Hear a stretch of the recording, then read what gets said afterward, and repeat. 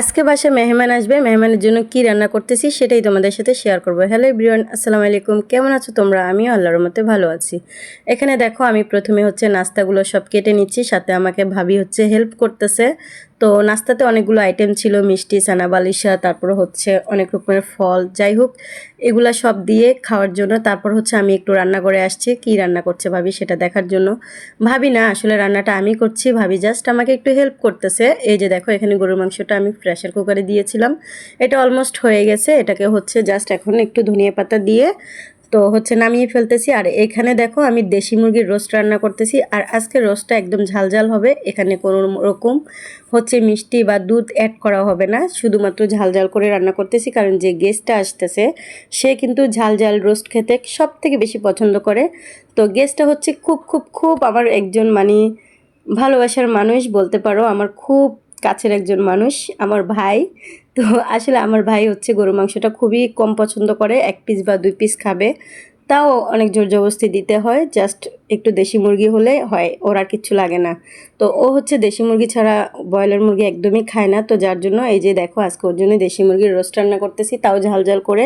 ও দুধ দিয়ে যে রোস্টটা রান্না হয় সেটা খুব কম পছন্দ করে, এরকম ঝালঝাল করে রান্না করলে খুব বেশি পছন্দ করে। আসলে ভাই যখন বোনের বাড়িতে আসে না, তখন বোনের মনটা অনেক বড় হয়ে যায়, তাই না? যাদের ভাই আছে তারা অবশ্যই জানেন আমার মতো। তো যদিও আমার বাসা আর আমার ভাইয়ের বাসা খুব কাছে, কিন্তু আমার ভাই খুব কম আসে, যদি খাওয়ার জন্য কম আসে, এমনিতে আসে ভাগিনা ভাগ্নির সাথে খেলা করার জন্য বা এমনি এসে ঘুরে যায় কোনো দরকারে, কিন্তু খাওয়ার জন্য আসে না। আজকে ভাইকে দাওয়াত দিয়েছি, ভাইয়া ভাবিদেরকে, সাথে আমার বোনের জামাইও ছিল। এই যে দেখেন আমি সব কিছু দিয়ে ঢেকে দিয়েছি রোস্টটাকে। আর রোস্টার রেসিপি আকার দেখাতে পারি, কোনো রেসিপি দেখাচ্ছি না। এই যে দেখো আমি এখানে সব কিছু দিয়ে একটু ঘি দিয়ে দিলাম উপর থেকে ঘিটা দিলে অনেক বেশি মজা হয় আর খুব দারুণ লাগে খেতে। যাই হোক এখানে সব কিছু দিয়ে আমি মাংসটাকে আরেকটু লাড়িয়ে চাড়িয়ে দিয়ে নামিয়ে নিচ্ছি। মাংসটা রোস্টটা হয়ে গেছে, দেখো কতটা লোভনীয় লাগছে। আর একটা কথা কি জানো, ভিডিও খুব সুন্দর হাই কোয়ালিটি, মোবাইলে ধরলে উঠে, কিন্তু ভিডিওটা ছাড়ার পর আমার কাছে কেন জানি না মনে হয় ভিডিওর কালারটা একটু ঝাপসা হয়ে যায়। যাই হোক জানি না এটা কেন হয়, তোমরা কেউ জানলে অবশ্যই কমেন্টে জানাবে। এই যে দেখো আমার রান্না পুরো কমপ্লিট হয়ে গেছে।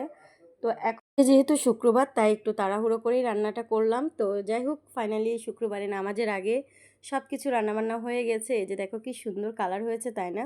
অসাধারণ কালার, খেতে কিন্তু দারুণ ছিল। তো যাই হোক যে এখানে রান্না করলাম লইট্টা মাছ, ব্রয়লার মুরগি, সালাদ, তারপর দেশি মুরগি, গরুর মাংস, সব কিছু আমি টেবিলে দিয়ে দিয়েছি। পোলাওটা করি না, কারণ ইদানি আমাদের এই কয়েকদিন অনেক দাওয়াত খাওয়া হয়েছে, যেখানে অনেক বেশি পোলাও খাওয়া হয়েছে, তার জন্য ভাইয়া বললো পোলাও খাবে না।